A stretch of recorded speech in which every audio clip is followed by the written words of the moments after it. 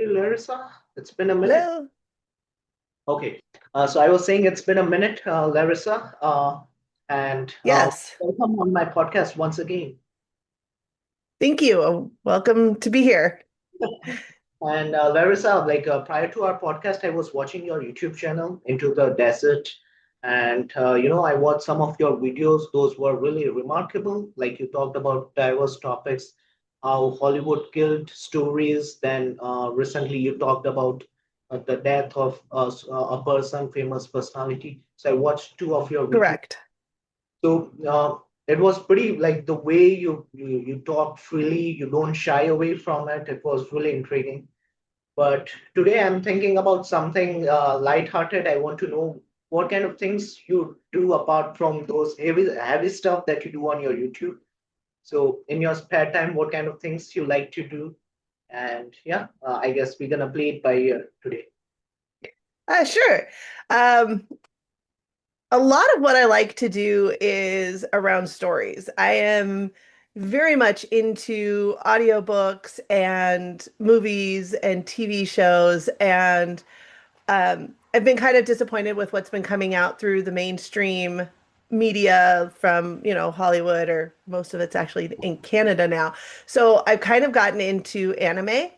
Oh, And it started a couple of years ago when Netflix did the live action version of One Piece.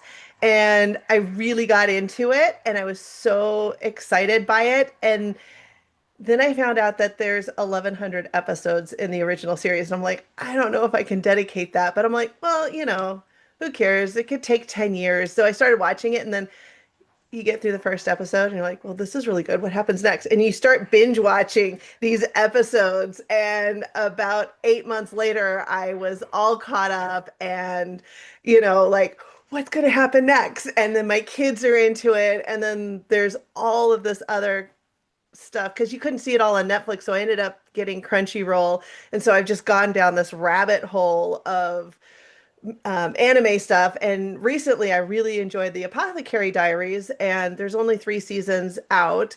And I really want to know what happens in the story. So now I'm listening to the audiobooks of the Apothecary Diaries. okay. So, yeah, Wow. And speaking of books, I know that you are a voracious reader of books and also advocate of books, like in terms of, spreading awareness among the people, the importance, the significance of reading books. So I know, books are a big part of your life. So very what? big. I've read 53 books so far this year. Oh, wow, intriguing. So Yeah. how many of them were fiction and non-fiction? Most of them are nonfiction. My favorite is the fantasy, young adult, adventure, science fiction, kind of storylines. I feel like you can learn a lot from those. I've actually been reading the Brandon Sanderson's series, which gets really heavy, but he talks a lot about, especially in the latest Stormlight Archives, he talks about trauma and how you can experience trauma and yet overcome that and still follow your dreams and do what you want to do. And I really enjoy that. It's one of the things that I love to tell my kids to do. And so for my kids are both adopted. And so when I got them, my son was 2 years old or just turning 2 years old, and my daughter was already three. So I missed a crucial part of that reading to them at night kind of thing. Plus, I'm a little more of a singer. So I would always sing them to sleep because it helped calm them. So they didn't get a lot of reading time with me in those really early times. But by the time they were four, I did a lot of, okay, let's read. And 20 minutes a day, 20 minutes a day, 20 minutes a day, 20 minutes a day. And it took a while, but now both of my kids are voracious readers like I am. And we have, so when we're in the car, there's the books I read when I'm by myself, and then there's the books we read as the three of them. And then I have books that I read with each one of them when it's just the two of them. So my son and I are going through the Aragon series, and my daughter and I are going through the Selection series. And I mean, they're just loving them. My daughter started with Twilight. That was her tipping point, going through the Twilight books. And one of the things that I do with them when we're going through those series is I talk to them about the lessons that they learn. So it's not just reading to read, it's reading to learn. It's reading to, they say like if you learn from your own experiences, you're smart, but if you can learn from others, you're smarter, right? Nice. I Great. know that's not the exact quote, but it's something along those lines. So I'm trying to teach them how to learn from others. And books is such a great way to do that. And so, like with Twilight, it's a guilty pleasure. It's definitely a Mm. what not to do kind of book. And I know there's a lot of controversies about it, but if she likes reading because of it, great. I just want to make sure that she learns that this is not a healthy relationship. This is not real life. True. I guess art for the art's sake, that kind of thing, where you simply read it for guilty pleasure, like you said, right?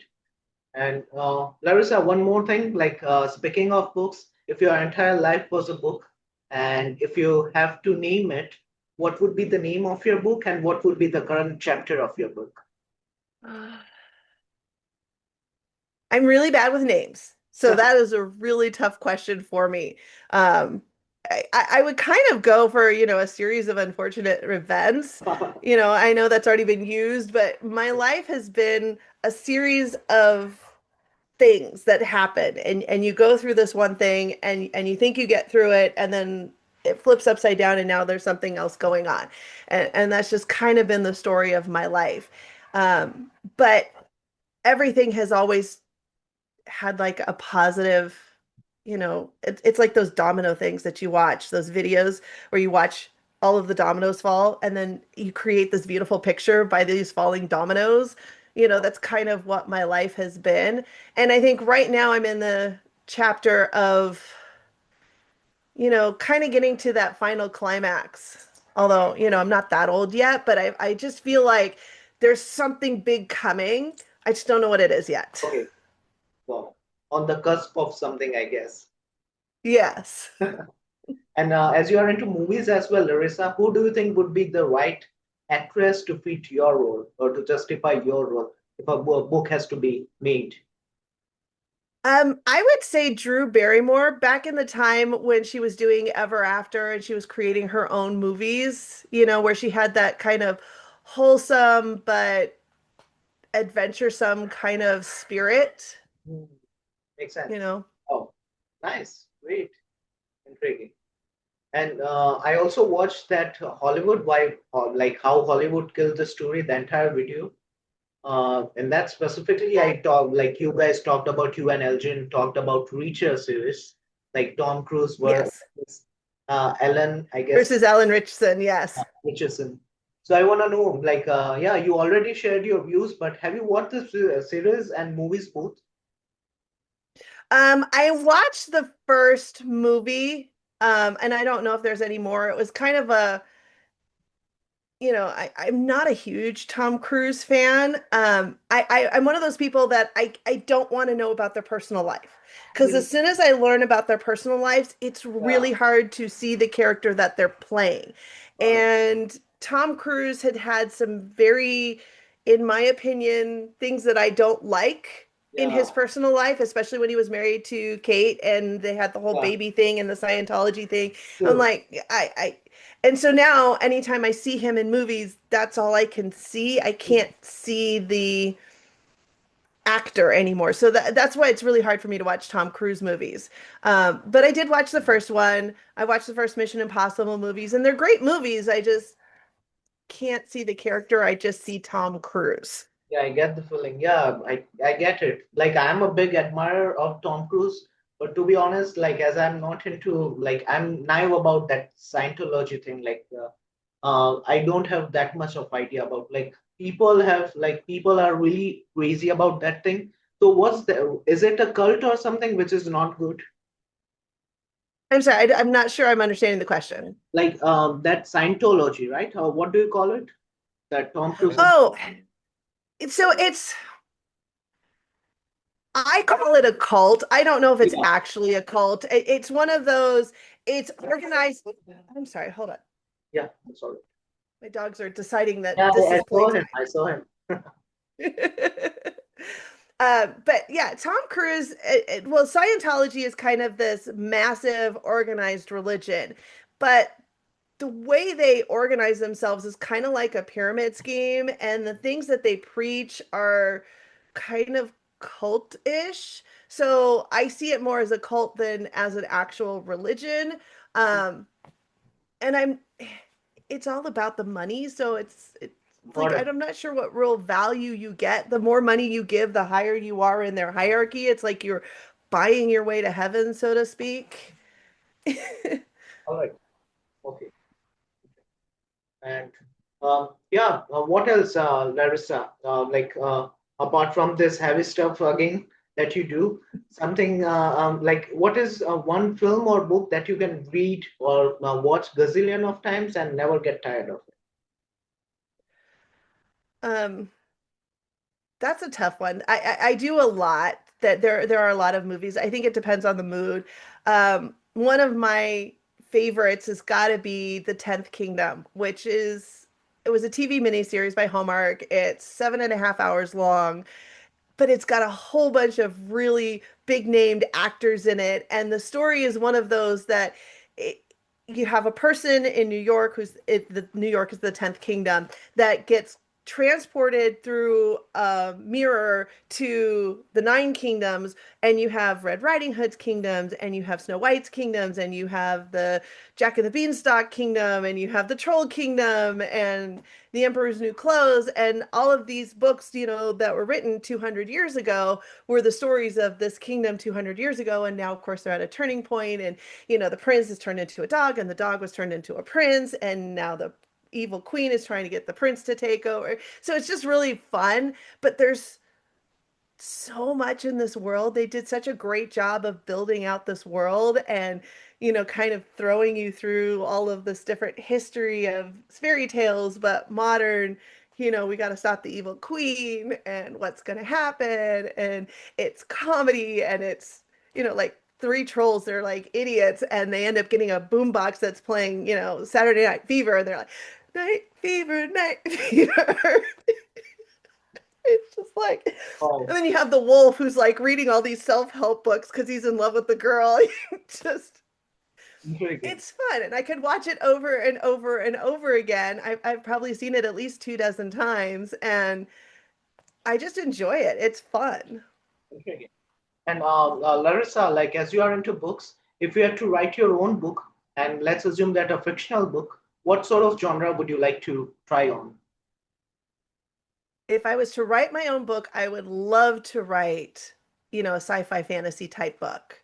Very much in lines with like the Lunar Chronicles by Marissa Myers. It's one of my favorite series because it mixes fantasy, fairy tales, and sci-fi in just beautiful thing. And I would love to be able to do that. Um, but I think with my skill sets and what I do, it probably end up being a nonfiction book I would write. Intriguing. Okay. And let's assume that that science fiction book that you have written, if a movie has to be made adaptation of it, who do you think would or who would you like to cast in your movie?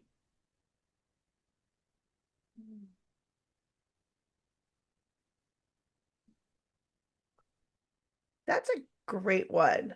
Um, Or the actors that you simply I admire? would love Sean Levy. I think well, Sean Levy's a director, but I think he would do a great job directing the thing. And then I think Chris Pratt brings a comedic Yeah. energy that would probably be really good in the film. Um, I don't know. Like I think it would depend on who the characters are and who would be good for those characters. A lot of my favorite actors are no longer with us. I kind of wish, Heath Ledger was still around or Brittany Murphy. I think those were two people that died before they could really get to the peak of their career. Um,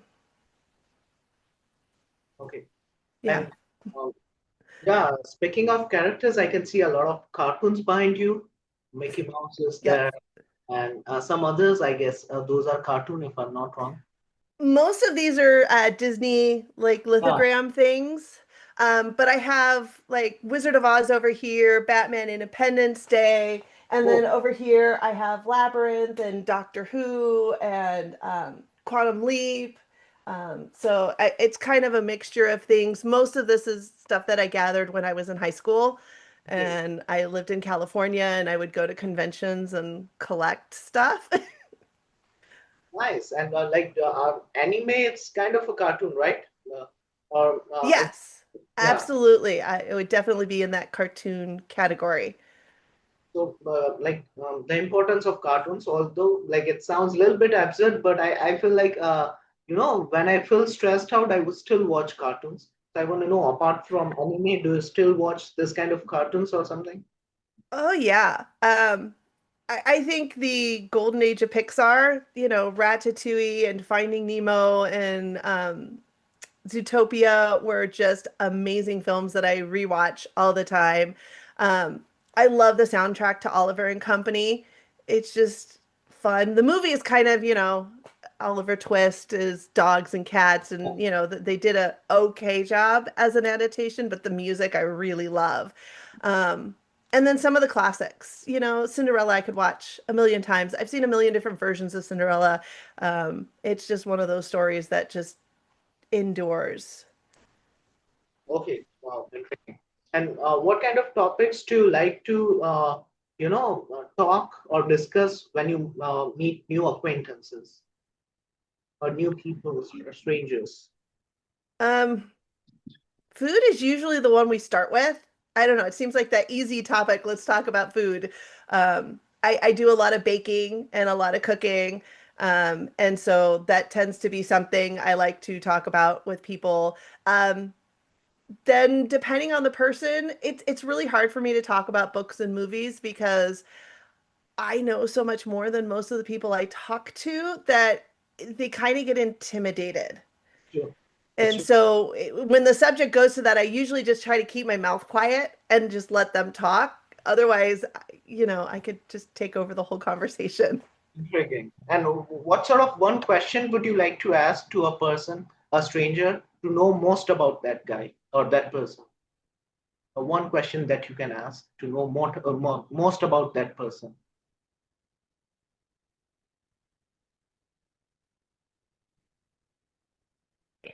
I love to ask people like, what do you want in your life? What are your dreams? But it's not one of those questions you can really ask people. But I feel like it's the question where you could really get to know what a person really wants in their life. Like what are your dreams? What are your hopes? What do you want out of this life? What do you feel like your purpose is? Um, and I wish we could ask that more of people. I wish we could have those kinds of conversations. I feel like when you're meeting strangers, it's like, oh yeah, the weather's nice outside. Ooh, that Yeah. drink looks really good, or it's very superficial. Yeah, makes sense. True. And I also watched, like, I didn't watch it, but I also saw, like, you guys also talked about gaming. I have to watch those videos Yes. on YouTube channel. So I didn't watch it as of now, but like the other day, my students and I were discussing about gaming, and some of my students told me that to feel relaxed or to feel, kind of refreshing, they take the resort of gaming. They tend to play for hours and hours, and that helps them. So, what's your take on it? Do you think that gaming is good, or Yeah, I think it depends on the type of game. I think there are games that, like with social media, they're games that are designed to just give you that adrenaline rush, yeah, and there's not really providing a lot of value in the way that scrolling through your social media is just going to give you that dopamine, and you're just gonna, not get anything afterwards. You're just gonna feel bad afterwards. But there are a lot of games out there, like, the Harry Potter game that came out, what was it, like 2 years ago?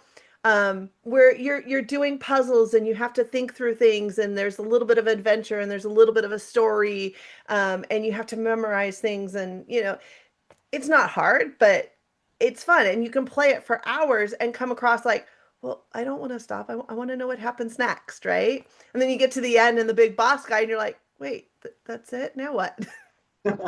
Um, so I do play a little bit of games. Unfortunately, the games I like are more of these big world kind of games. Like I was playing Starfield. We played um, the Harry Potter game, Indiana Jones, Monkey Island, which I love because, you got this Dan guy who just literally talks like this, and it's just so funny. And all he wants to do is sell you something, and you're like, I don't want to talk to you right now. Um, and then you have sword fighting where you're basically just insulting the other person. And so I like games like that where there's a little bit of a puzzle, there's a little bit of a story, there's a little bit of comedy in what you're doing. Um, I'm not the big gamer though. Elgin was the big gamer. Uh, He'll literally play games every single week. He'll have Saturday and he'll just spend all Saturday playing video games. And he knows a lot more. He'll play like Fallout. I think he's played Fallout like a dozen times. So, but yeah, I think again, if you're doing the right type of games, then very much you will get something really good out of it in the same way if you're looking at the right videos or if you're looking at the right books. and Larissa, as you are a woman whose hands are in multiple pies, you're all over the place doing a lot of things. So how do you keep the momentum, and how do you stay calm? Like, or what kind of things do you do apart from reading for your me time? Just to get relaxed, feel relaxed. Um, I'm a very organized person. So that helps. I tell my kids, what's in the calendar. We have to put things in the calendar. We also do a lot of like, let's clean up after ourselves. And that helps me focus on the things that are really important, right? You take a little extra minute of don't just throw your coat on the floor, but let's hang it up. It doesn't Oh, take much more time. Let's just hang it okay. up. And so I do a lot of that kind of preventative work so that we can spend more time as a family. And, so my daughter does volleyball, so I'm driving her back and forth to volleyball. My son's got a great group of friends that are always getting together and playing. So there's that driving back and forth to his friend's house, making sure that they focus on their homework and the dogs. And, you know, so I think that little extra preventative of being organized allows me the time to get through everything else and not feel overwhelmed. Wow. And then making sure everything's in the calendar. Because if it's not in the calendar, then I will forget it. Wow. You reminds me of Monica from Friends. She was kind of like that organized person. A little bit. I think they overdid her. There's no reason you would have a vacuum for a vacuum. Anybody who knows anything about cleaning is you don't do a vacuum for a vacuum. You take a damn cloth and clean it up. Like, True, but yeah, I mean, very much so. definitely. And even that entire I'm a little bit segueing away, the entire theme of Friends, where a group of friends meet and they hang out in their adult life when they are 30 or 31. I guess that's far-fetched idea, right? You cannot do it on regular basis. No, one of the biggest like jokes about Friends is how do they pay for this time? Like nobody ever Yeah, goes to work. yeah. They have two really nice apartments downtown New York City, and technically, I think they said Monica's apartment was rent controlled, but she wasn't supposed to be there because it was her aunt's apartment, and so she's technically not allowed to be there. But then, how does Joey, an actor, have the? There's a lot about the logistics of that show that are not realistic. But I think that goes true for any of those shows. You know, people can't just afford to go out to eat at nice restaurants whenever they feel like it. They can't just afford to drop everything and run to an airport to follow some guy somewhere or girl somewhere. Yeah. That's you have to take finances out of those equations. You have to take jobs out of those equations. Definitely. And although there's a little bit heavy question, Larissa, if I talk about the situation of the USA, same as in India, like we face a lot of inflation, recession is also there, and it's really hard to get a job, and all this circumstances like taxes are high and all. So I want to know, like, as you have two kids, is it stressful to, for the upbringing, for providing all the things, or like, are you someone who is a little bit, like who has more money or like richer compared to normal people? Yeah, no, definitely money is an issue. I was laid off 2 years ago from a job, and I had a few jobs back to back, and I was just completely burnt out at that time. And I didn't know what I really wanted to do. And I'd been doing audiobooks for Elgin for a couple of years before that. And he was like, well, we were talking about doing a podcast, and this all just happened right when I was laid off. And so I took out my 401k, I took out my pension, and that's literally what I'm living off of. And every single month is, do I need to start thinking about getting another job, or am I going to be able to start making money and doing this? Because right now I'm not making any money. The audiobooks, I might make $50 every quarter. So I'm not making a lot of money on the audiobooks. I'm not making any money on YouTube. Um, I'm enjoying this immensely. I love what I'm doing, and I love that we're able to help put out information and hopefully get people to have discussions and to stop the hatred, to stop this back and forth name calling that is just tearing, I think, the world apart. Because I don't think it's just America that is having these kinds of polarizing conversations. And so we really just want people to talk. We want to really emphasize, let's talk. Let's talk about the facts. Let's talk about the issues, and let's stop name calling. Let's stop finger pointing. And so I love that we have the ability to do that, but financially, things are hard. Every single month, it's, what's going to happen? Is this going to continue working? Yeah, definitely. Like being Indian, like first our primary, like if I talk about Indian mentality, like we first focus on getting our own house. Is it the same in America where people first would like to have their own house, or is it a different thing? It used to be. The American dream is you'd grow up, you'd get married, you'd buy a house, you'd have a family, and that was kind of the pinnacle of you have made it as a productive member of society. And I think that has changed. So even when I bought this house, and I was very lucky to find this house, one, I got it right before the interest rates changed, and two, for some reason, and I think it's because it was an older house and they hadn't updated any of the cosmetic stuff, that nobody really wanted to buy it. So it'd been on the market for a month, which doesn't sound like a lot of time, but in the US market, that was a really long time for it to be on the market. So I was able to get a good deal on this house, and it has provided everything that I need. That being said, it's extremely expensive to stay in this house. Got it. Like And there's no buffer room. So, my water heater went out 2 weeks ago, right? I had to pull out of my pension to pay for my water heater.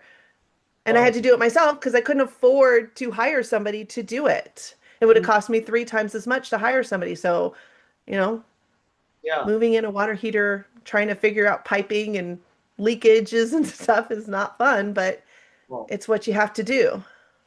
Like from this side, we always feel like the grass is greener on the other side. We always, like we Indians, we have the American dream. We feel like life is bed of roses, over there. But now, I guess, when you spill the beans, we can understand, comprehend the kind of, I guess, challenges that you have to face. Yeah. Yeah, I think there's a lot of, if you are dirt poor, like you don't have a job, you don't have a house, you don't have anything, there are a lot of government programs that will give you, there is no reason for anybody to be homeless in America. If you're homeless, it's because you don't want to live by the rules that would allow you to have a home, right? So food stamps and um, shelters and things like that, they have rules around them. And some of those have to do with no drugs, some of them have to do with no violence. Um, and so there's a lot of homeless people in America that just don't want to follow those rules.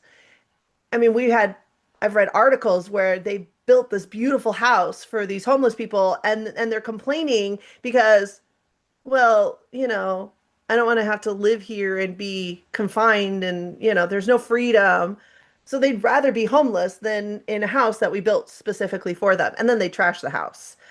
Wow. So, yeah. So I think, on the one side, America's great because if you really are on like a bad luck has happened and you don't have a job and you don't have a family and you're homeless and you're living in your car or living on the street, you can go and get help. And they will give you food, they will give you shelter, they will help you find a new job, they can give you clothes to find a new job. There's all of these programs to help you when you just had bad luck and need help.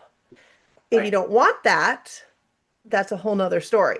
But Got it. then there's well, I'm not that bad off, but I'm not really good enough to survive, and you're in that limbo. That's probably the worst place to be in America. And I've been there. I've been in that middle limbo where you don't really qualify for assistance, but you don't have enough to make it. And you're living in really icky places. I remember when I was first married, we were living in Tillamook, Oregon, and my husband at the time was working at the lumber mill, and I was cleaning hotel rooms, and we were living with his mom in his trailer, and we wanted to get our own place, and there was these beautiful apartments. We made too much money for those apartments, but we didn't make enough money to buy a house, so there really wasn't anything open to us. We could stay in this teeny tiny trailer, we could be homeless, but there wasn't really any other options, even though we both had jobs. Oh, wow. So Yeah. complex, right? Like the situation, the entire scenario over there. Yeah.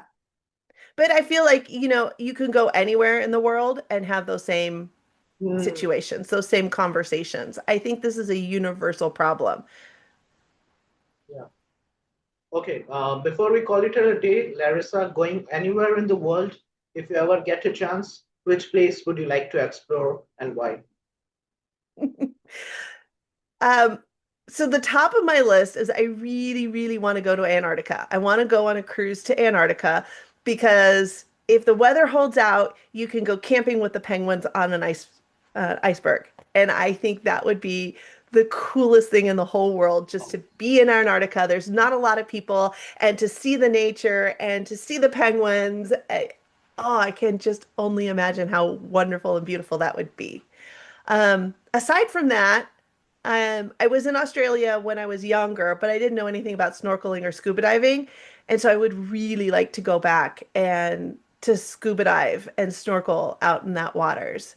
I think that would be fun to just to see the earth underwater. Like it's such a beautiful place. So those are my top two. Yes. Wow. And on that note, Larissa, I guess I won't hold you any longer.